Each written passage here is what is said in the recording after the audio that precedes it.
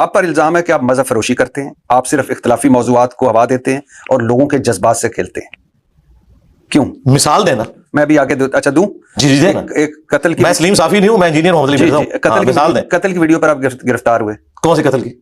کون سے؟ آپ بتائیں نا. نہیں آپ بتائیں نا، آپ نے ورکنگ کی ہے نا میرے ساتھ. میں نے اس لیے پہلے بھی کہا تھا، جو میرے پولیٹیکل ویوز پہ بھی بات کرتے تھے نا، تو میں ان کو کہتا تھا کہ آپ کا جو سب سے بڑا پنڈت ہے نا جس بھی جماعت کا، اسے تیاری کروائیں اور میرے سامنے بٹھائیں فیکٹس اینڈ فگرز کے ساتھ. اب آپ نے تیاری کی ہے نا، میں سلیم صافی نہیں ہوں، آپ مجھے وہ پن پوائنٹ بتائیں، بعد میں انشاءاللہ جواب دوں گا، یا پھر آپ معذرت کریں گے کہ مجھے پتہ نہیں. جی میں تمام صحابہ رضی اللہ عنہ نہیں پہلے آپ وہ قتل پہ ہیں نا جہاں سے آپ نے بات شروع آتا ہوں. تمام صحابہ رضی اللہ تعالیٰ عنہ نہیں ہے، یہ آپ نے کہا؟ نہیں ایسا نہیں ہے. آپ نے کہا نہیں، اس طرح نہیں ہے بات. کس طرح؟ ہاں، تمام صحابہ کرام جو وفات تک ایمان پر قائم رہے وہ رضی اللہ عنہ ہیں. جی جو نبی الاسلام پر ایمان لائے، آپ علیہ السلام دنیا سے تشریف لے گئے، اس وقت تک وہ مسلمان تھے، اس کے بعد وہ ہو گئے مرتد، کوئی منکرین زکات بنے، کوئی مسلمہ کذاب کے ساتھ مل گئے، ان کو ہم رضی اللہ عنہ نہیں کہیں گے. اسی طریقے سے نبی الاسلام کی مبارک زندگی میں بھی جو صحابہ کرام شروع میں ایمان لائے لیکن حضور کی زندگی میں دین کو چھوڑ گئے، جس طرح ام حبیبہ کا ہسبینڈ تھا عبید اللہ، ٹھیک ہے، وہ ہجرت حبشہ میں شامل تھا. ہجرت مدینہ سے بڑی ہجرت ہے ہجرت حبشہ، وہ پہلے ہوئی ہے.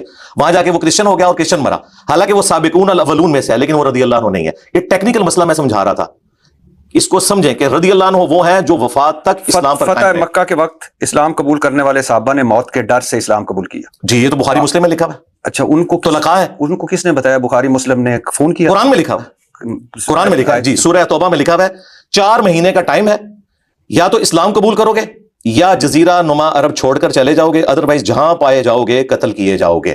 یہ عذاب استحصال آیا تھا مشرکین عرب پر، جس طرح اگلے رسولوں کا انکار کرنے پر آسمان سے عذاب آتا تھا نا. سورہ توبہ میں آیا کہ صحابہ کی تلواریں میں نے مسلط کر دی ہیں ان لوگوں پر جو آپ ایمان نہیں لائیں گے. ہوا کیا اب کہ لوگوں نے اسلام قبول کر لیا. ان کے لیے ٹرم استعمال ہوئی ہے احادیث میں طلقاء.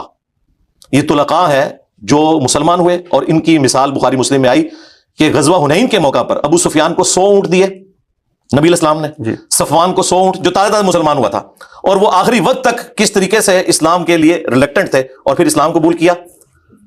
تو انصار مدینہ میں چند نوجوان تھے، انہوں نے کہا کہ اس شخص پہ اپنے قبیلے کی محبت غالب آ گئی ہے. رسول اللہ کے بارے میں بات کی، کلمات کفر تھے یہ، رسول اللہ کے بارے میں بولنا. اچھا بخاری مسلم کے الفاظ ہیں، ظاہر ہمارے پاس سورس آف نالج بکش ہے.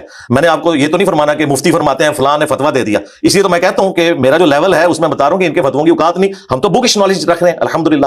یہ سارے کہتے ہیں سود حلال ہے، ہم کہیں گے سورہ البقرہ کی آیت نمبر 279 میں حرام لکھا ہوا ہے. جوتے کی نوک پہ تمہاری ڈگریاں، قرآن کے خلاف تمہاری ڈگری کو ہم کیا مانیں گے؟ ادھر بھی آئے.